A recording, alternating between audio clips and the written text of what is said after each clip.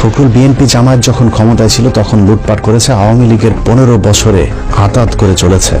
সাধারণ বিএনপির কর্মীরা যখন জেলে গিয়েছে, গুলি খেয়েছে মির্জা ফখরুল ইসলাম আলমগীর, তখন বাংলাদেশ থেকে টাকা পাচার করে অস্ট্রেলিয়াতে নিজের মেয়ে আর মেয়ে জামাইকে আলিশান জীবনযাপন করার নিশ্চয়তা দিয়েছেন। মির্জা ফখরুল সামনে বিএনপি ক্ষমতা এলে আবারও লুটপাট করবে, এটা চোখ বন্ধ করে বলে দিতে পারি।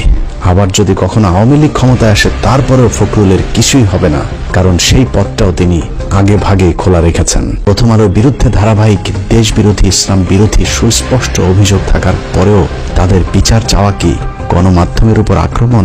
তারপরেও প্রথম আলোর সামনে জিয়াফতের গণতান্ত্রিক একটি কর্মসূচির আয়োজন করতে যাবার কারণে আলেমদেরকে বেধড়ক পেটানো হয়েছে।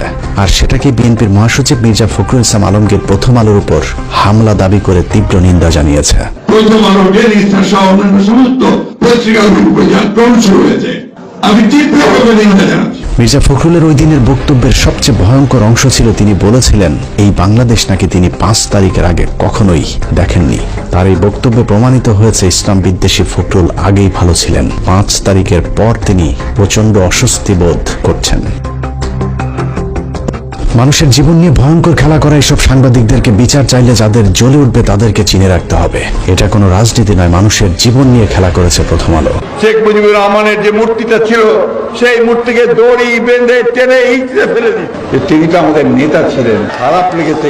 মাত্র 2 বান্ডেল টাকার জন্য মির্জা ফখরুল যেভাবে প্রথম আলোর 5 এটেছে, আর কিছু টাকা দিলে এরা দেশকেও বিক্রি করে দিতে পারে। অতএব মির্জা ফখরুলের মতো দুর্নীতিবাজ, ভারতীয় দালালদের মতো যেসব রাজনীতিবিদ প্রথম আলো ডেইলি স্টারের পাশে দাঁড়াবে, তাদেরকেও এদেশের মানুষ শত্রু হিসেবেই চিহ্নিত করবে। কে বিএনপি আর জামায়াত করে দেখার একদম সময় নেই।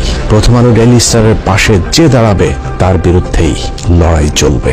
যে বাংলাদেশে মতিউর আনিসুল, টিপু সুলতান আর মহিউদ্দিনরা মুক্ত বাতাসে থাকবে, সেই বাংলাদেশ কখনোই স্বাধীন থাকতে পারে না।